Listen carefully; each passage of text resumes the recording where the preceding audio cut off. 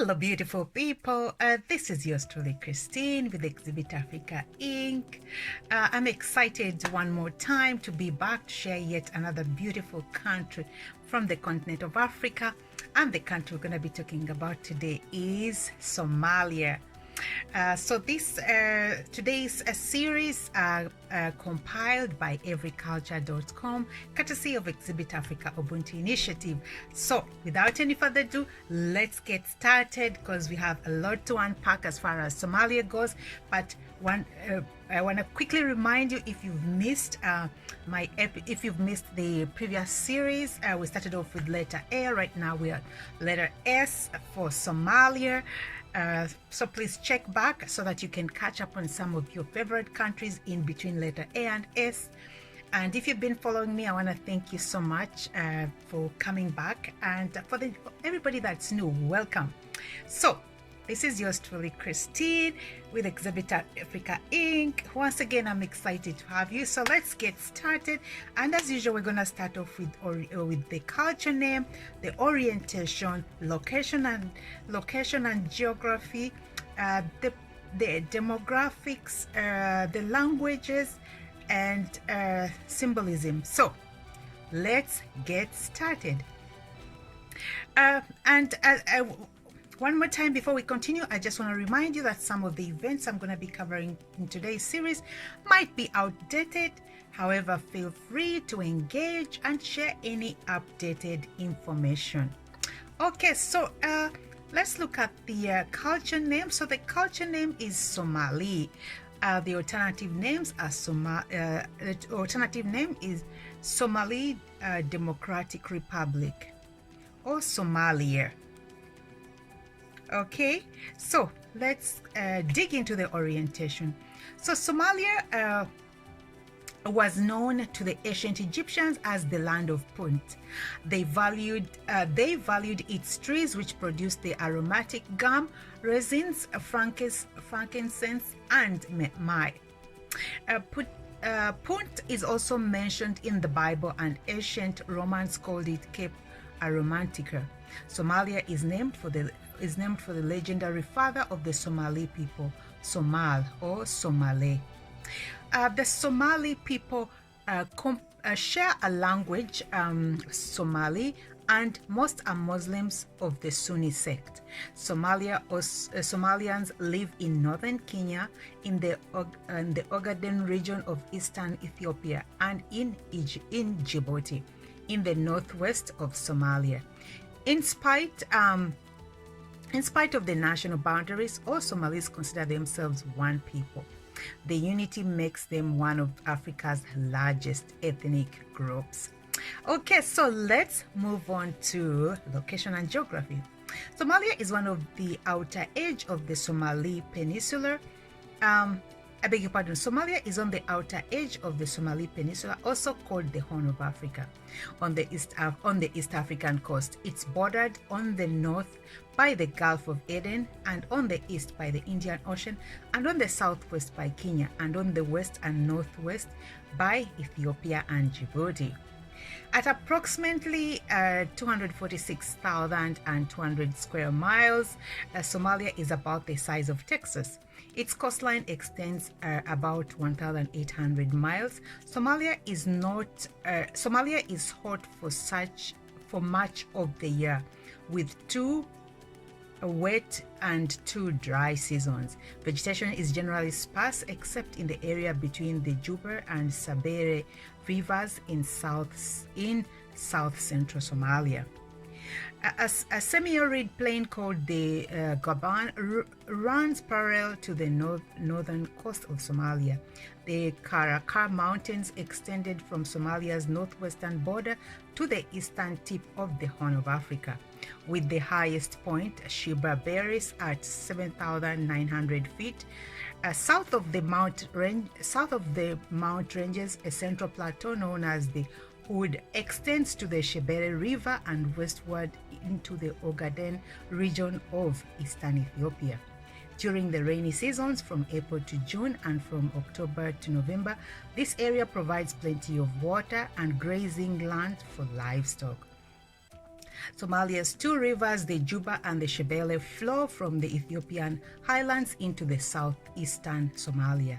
The Shebele or Leopard River does not enter the Indian Ocean, but instead turns parallel to the coast and runs southward for 170 miles before drying up in the marshes and sand flats. The Juba flows year-round into the Indian Ocean. The port city of Mogadishu in southeastern Somalia on the Indian Ocean is the largest city and the traditional capital of Somalia. Mogadishu was largely destroyed in the fighting between clans during the war in the 1990s. In 2000, a Somali assembly voted to make Mogadishu the new president's base, but to move the other government factions to the Baidoa, northwest of Mogadishu, until the capital would be built. Now let's move on to the demography. No census was taken until 1975, and those figures were not reported. The number of nomads makes it difficult to get an accurate population count.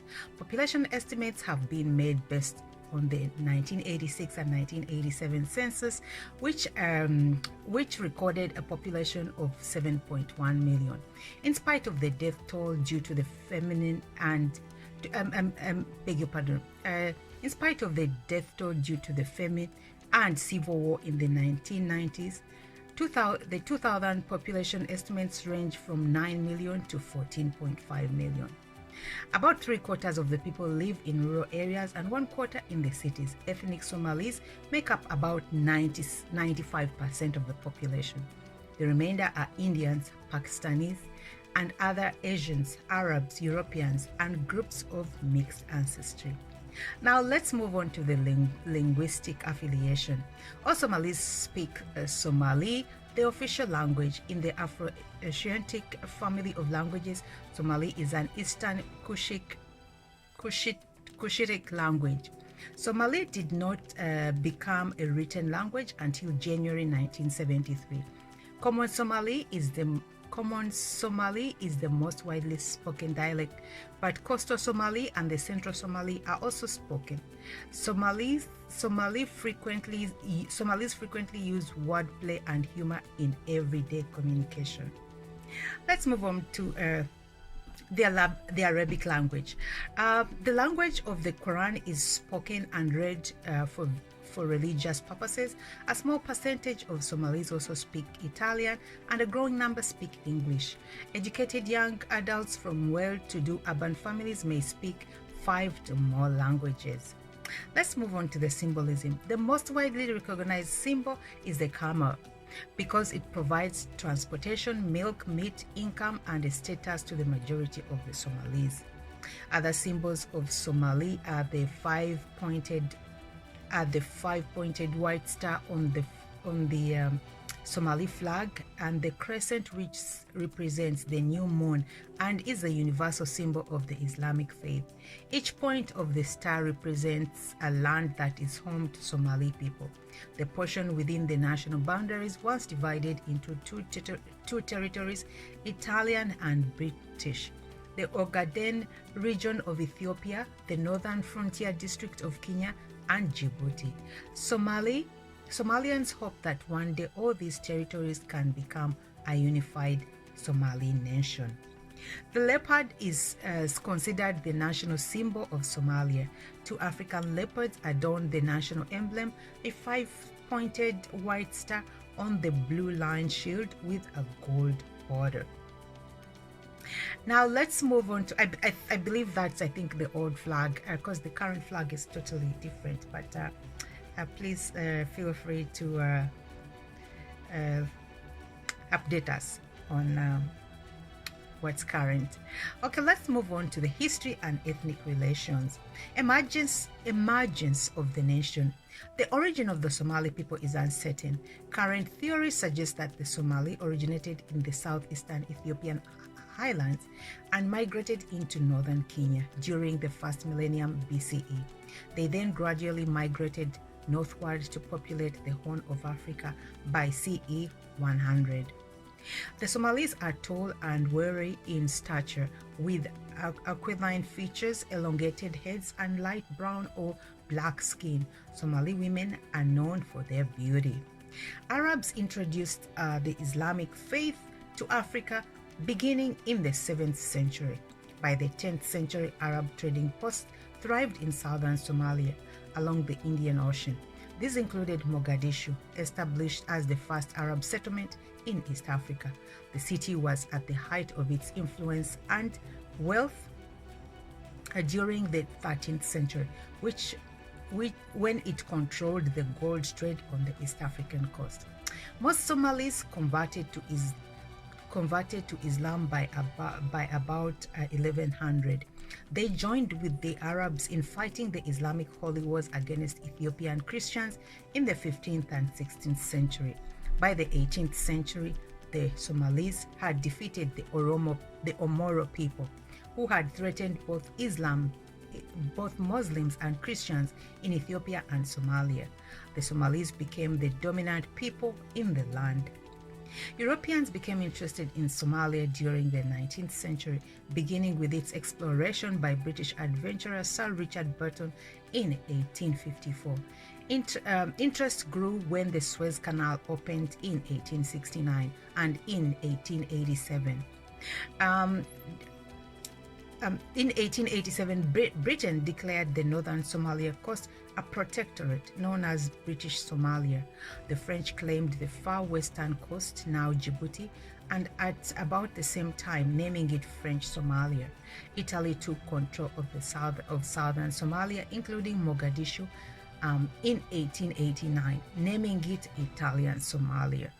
In 1899, a Somali Islamic teacher Muhammad Abdal Hassan, between 1856 and 1922, known to the British as the Mad Mullah, gathered an army. They hoped to gain the Ogaden region of Ethiopia for Somalis and to drive out the non-Islamic Europeans. Hassan and the army, called dervishes, fought the Ethiopians and later the British from 1900 to 1920. The British bombed the Dervish capital in 1920 and Hassan escaped, but he died later that year, ending the resistance movement. At the beginning of World War II, the Italians drove the British from northern Somalia. The British recaptured Somalia and drove out the Italians in 1941. In 1949, the United Nations General Assembly awarded Italy administrative control over southern Somalia as a trust territory for a 10-year period that would then lead to Somalia's independence. British Somaliland was awarded its independence on June 26, 1960, and united with Italian Somalia to establish the Somali Republic on July 1, 1960. After independence, parliamentary leader Adan Abdal Usman was appointed president of the legislature. He appointed Abdurashid Ali Shemak, the first Prime Minister of Somalia. Let's move on to the national identity. Although united as one nation in 1960, northern and southern Somalia had for years functioned as two separate countries, with separate school systems, taxes, currencies, police, and political and legal administrations. As early as December 1961, northern Somalia military leaders pushed for separation of the north and the south. At the time, most Somalis wanted to unite the regions outside of Somalia that were populated with many Somalis: the Ogaden, the NFD in Kenya and Djibouti. In the 1960, a guerrilla warfare campaign by Somali shifters in Kenya and Kimishes over the Ogaden region resulted in a mutual defense agreement against the Somalis by Kenya and Ethiopia. Former Prime Minister Shamak was elected president in 1967, and his Prime Minister Ahmed Ibrahim Egal focused on internal development and restoration of peace with Ethiopia and Kenya. Shamake was assassinated by a bodyguard on 15 October 1969. Somalian military took control of Mogadishu in a coup d'etat on the 21st October 1969. The new government, called the Supreme Revolutionary Council, chose Army Commander Major General Ahmed Said Berry as president and renamed Somalia the Somali Democratic Republic, based on principles of Marxism as well as the Quran, and on Said Berry's ideas about self-reliance for the Somali people. This new political ideology for Somalia was known as scientific socialism.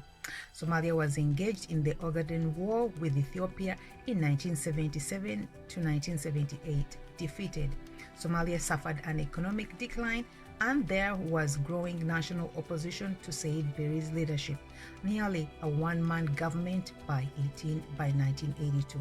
Said Berry was severely injured in a car accident on the 23rd of May 1986, and a power struggle for the control of the government began between political leaders and clan members. Said Berry recovered and was nominated for another 7-year term, but various clan whose members had been terrorized by Said Berry's Red Berets, a military terrorist unit from his own clan, the Marehan, rose up against him.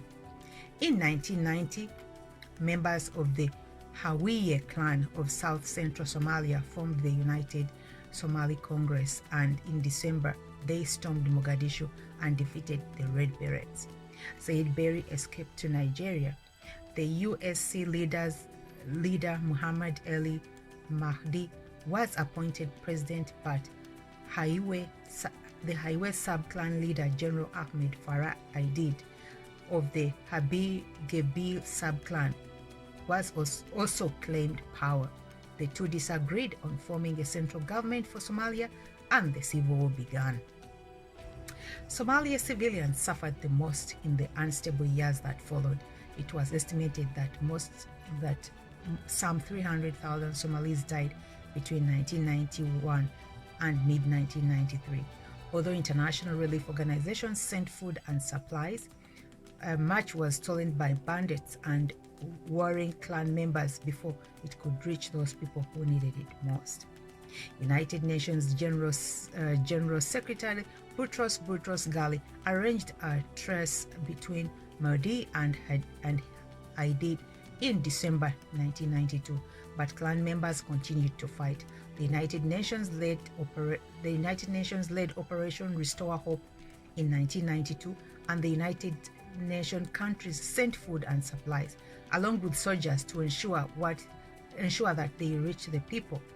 In mid-1993, the United Security Council resolved to turn the operation into a national building effort that would include disarming militia and restoring political and civil institutions. The operation deteriorated as Somali and the UN troops committed acts of violence against one another. US troops were pulled out of Somalia early in 1994, and the last UN troops left in March 1995. Aidid died in the fighting in Mogadishu in August 1996, but his son Hassan Muhammad Aidid took his place and continued his father's mission to put the sub-clan in control of Somalia. After UN aid slowed and troops were withdrawn, the situation gradually improved in Somalia. Farmers returned home and produced a good harvest in 1995. Although clan fighting continued in 1997 and 1998, no central government was established. Local governments continued to function. In August 2000, after 12 failed attempts to organize a central government, some 2,000 Somalis representing the clans and sub-clans met in Djibouti to discuss forming a government for Somalia. During the clan wars of the early 1990s, northern Somalia declared itself the independent Somaliland Republic, appointed former Somali Prime Minister Ahmed Ibrahim Egal as its president, wrote a constitution, developed an assembly and governmental institutions, and began to function successfully apart from the warring to the south. Although it was not being recognized as a separate nation, the Somaliland Republic continued to declare itself independent. Members of the Mujahideen clan in northeastern Somalia also formed their own government during the 1990s, calling the territory Puntland, although they agreed to rejoin Somalia if a central government was formed. Now let's look at the ethnic relations. Some 95% of the people of Somalia are ethnic Somalis, and relations with a small percentage of Arabs, Indians, Pakistanis, Asians, Europeans, and mixed groups living in Somalia are generally peaceful. With a history of colonization by the British, French, and Italians, the Somalians are said to be wary of foreigners, even fearful of possible renewed colonization. Somali civilians, however, welcomed UN troops arriving during the Operation Restore Hope in the early 1990s, and most Somalians welcomed the international relief workers who have become part of the daily life in post-Civil War Somalia. Now let's move on to urbanization, architecture, and use of space. Nomadic herders spend nearly all the time outdoors. A large shade tree might provide a meeting place for classroom. The traditional shelter of the herders is the akal, a dome-shaped collapsible hut made from poles covered by hides, woven fiber mats, and sometimes cloth or tin. Easy to break down and reassemble. The akal is carried on a camel's back and set up by the women of the family once a new camp is made. A bed made from wooden stakes covered with hides is the only furniture in the akal. Nomads have few possessions, and each item has practical uses. Cooking utensils, storage boxes, stools, woven mats, water bags are among the family's only household goods. A nomad camp may be surrounded by a fence made from thorn bushes to keep out predators. Animals are also kept in corrals made from thorn bushes. A prayer area may be set apart within the camp by a circle of stones. Farmers make permanent homes that are similar to the akal. Round huts called models are made from poles and brush of vines plastered with mud. Animal dung and ashes covered with a broad cone-shaped thatched roof. Rectangular huts, often with flat tin roofs, are called arish. Other homes are built from logs, stone, brick, or cement. Farmers have a few wooden pieces of wooden furniture and decorative pottery, gourds, or woven goods. City dwellers often live in Arab-style whitewashed houses made of stone and brick covered with plaster and cement. These are 1 to 2 story houses with a flat roof. Bars cover the lower windows, which rarely have screens or glasses. Wealthy Somalis, Europeans, and others may have the traditional Western-style homes with tile roofs and walled courtyards. Many Somalis, even in the cities, do not have electricity or running water in their homes. I think that's changed in the urban areas, I believe. Somalia's largest cities are the points of Mogadishu, Mekar, Berawe, and Kismayu on the Indian Ocean, the Berbera on the Gulf Coast of Eden. Other significant cities are the Hargeisa and the Burao in the northern and Baidoa in the south. Mogadishu's oldest sector, Hamawain, contains the Mosque of Fakhaldin, as well as many other Arab-style buildings. Please bear with my pronunciation. Italian occupants also built their own neighborhoods in Mogadishu. Much of the architecture was nearly heavily damaged in the civil war, along with modern Somalia government buildings such as the Parliament House and Somali National University. The former palace of the Sultan of Zanzibar still stands, although in poor conditions, as a museum in Mogadishu. A few statues and monuments were erected in Mogadishu, but several were destroyed. Among them was an equestrian statue of Muhammad Abdullah Hassan, erected after Somalia's independence in 1960. A monument of independence also was built in Mogadishu. The city's oldest mosque, the Mosque of Sheikh Abdul Aziz, built in 1238, survived the civil war along with the Roman arch built in the early 20th century.